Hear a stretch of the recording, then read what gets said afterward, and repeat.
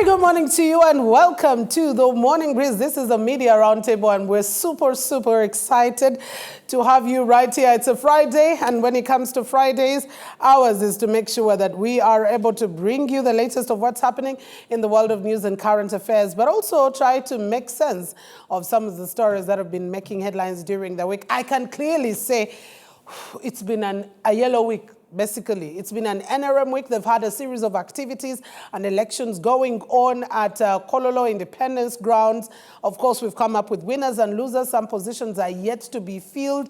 And, of course, the party, we should say by now, it had its primaries and selected members of parliament who would be representing them using their party flag. Now, they went into the party's bigger organs, the party's decision-making organs. And this week, it was a whole conversation about the Central Executive Committee. But as the elections came through, there were people stepping down, speaking of in protest, some of them in protest, others saying, no, I cannot just take it anymore. Issues of voter bribery. Earlier, there were conversations about hiding of delegates coming through. And the president and party chairman now says, the members need to be guided, but there will also be a sort of an organ that will be looking into these conversations of money reigning in Kololo. But also what seems to be coming through is a sort of a generational shift from the old guards to newcomers who are coming through to take over some of these leadership positions. I have the best panel to be able to analyze this because these are just not journalists, but they are people who have been in the politics. They've also been journalists and have reported on many of these events. And I am super excited, ladies and gentlemen, to introduce to you my panel this morning. And as I always say, ladies first, except if there is danger. But since there is no danger right now, allow me to start with Sheila Kawamara-Mishambi, a senior journalist. I won't say former because once a journalist always one. The president calls us rumor mongers that we keep having to bring it up. A former legislator, served in the East African Legislative Assembly. I mean, we're always happy and delighted to have you here, Sheila. Very good morning. Good morning, Mildred, and I'm extremely happy to be here, in particular to be with my colleagues. Very true. Especially Waf. I haven't seen him in a long time. It's just been like scooping him out. I'm so excited to have him on the panel. Sure. And also Chris Obore. Of course, Chris. Yeah, Chris. I will leave it at that.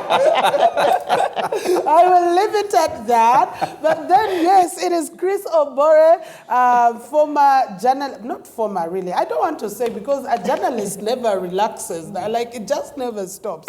But he's a senior journalist and media trainer now. But of course, the portfolio he's currently holding is the Director of Communications at the Parliament of the Republic of Uganda. Chris Obore, it's a pleasure having you. Good morning. Good morning. You forgot to say that she's... the farmer, the villager. Yes. Okay. From Bukedea, who was picked by Wafula. You're right. They have brought him to whip me here. You are very antagonistic. You're very right. You're very right. But it's a pleasure having you. Really. Wafula removed him from the village. Brought you to the city. Him to be what he is today. Did the village get out of him, Waf? No. It stays. And of course, Bushi has never left him. Not in terms of politics. I think he's very local. And of course, ladies and gentlemen, it's quite unprecedented that we never get to have Honorable Wafula Ogutu. He is not a former journalist, but a senior journalist. He's trained very many, including Chris Obore himself. He's a former member of Parliament, Bukoli Central. He's a former leader of opposition right there. I think he did take over from Honorable Nathan Nandala Mafani. Yes. He's a former NRM think tank. Yes. Even when he owned the monitor. There we are. I told you, this is the perfect panel for us today. He's Philip Wafula Ogutu, but of course we're used to calling him Waf. Honorable Waf, it's a pleasure having you on the Morning Breeze. Thank you so much, Mildred. I'm excited, really. You make me look young, with this young You people. are. Yeah. I love that you're still very strong and going. Sheila and Chris, yes, we have done a bit in the journalism, but we are still doing little. Yes. Thank you for this. Maybe we shall have an exciting discussion. It's a pleasure. I can't wait. I can't wait to drink from your cup of knowledge. Comfortable chairs. I'm happy. Yes. You're welcome. Oh, You're welcome. You're been sitting and bad the one. new look, Chris, do you like what you see The now? thing is different. Exactly. The other chairs. That is I know that this. is next media. Oh, yeah, okay. Next media has been improving. I saw so much when I was coming Exactly, up. but we will also be having someone who actually used to use this, but he used the other side of this very studio, Issues at Hand with Peter Chibazo. No, it won't be Issues at Hand this time. It will be the Media Roundtable. We'll be joined by Peter Chibazo in not too long from now. But of course, let's go straight into the conversation of what did happen this very week. A few days back, the elections, especially the Central Executive Committee elections that did come through. Let me give you some of the statistics that did come out. Whether expected or not, we have winners and losers coming through, and we have quite a generational shift that has made it to the core governing body, I would say decision-making body of the National Resistance Movement. We did see, for example, in the position of a National Vice Chairperson, Western, Jonad coming through. Of course, unopposed was as the NRM National Chairperson. Who else can take this? It's Yoweri Kaguta Museveni taking it on since the party's inception. And the first National Vice Chairperson was also, or is a ring-fenced one, Alhaji Moses Chigongo, keeping that one for himself as well. Moving on to the other positions, Captain Mike Mukula, who's been the Vice Chairperson Eastern Region, did withdraw. He stepped down. And of course, Echodu did take up that position. He said he could not handle the bribery, the voter, the money splashing that was going on. And he issued a statement. Okay.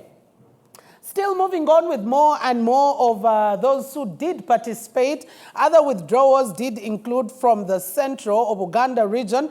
We had Honorable Chiwanda Subi stepping down. Honorable Aruna Kasolo did take up that position for the Uganda region. In Western, Chris Bariamonsi out. And of course, we did have Asimwe Jonad Akiki coming into this position. Ladies and gentlemen, let's take it up. Let's get to see whether these were expected for at least most of the parties. And I would like to start with Chris Obore, especially on this one. I am the moderator of the show. But while at it, ladies and gentlemen, Peter Chibazo himself did join us. Let Peter first say hello to us. Peter, a very good morning to you. Good morning, Mildred, and good morning, viewers. Happy always to be in the morning, and amazing, I'm sitting with WAF. Exactly. But I need to change. I might need to switch and have Sheila seated in between the gentlemen because of the small chit-chat. Yes. But anyway, let's take the show. Let's take on the show. And yes, Chris, I want to start with you, although your teacher is right there next to you.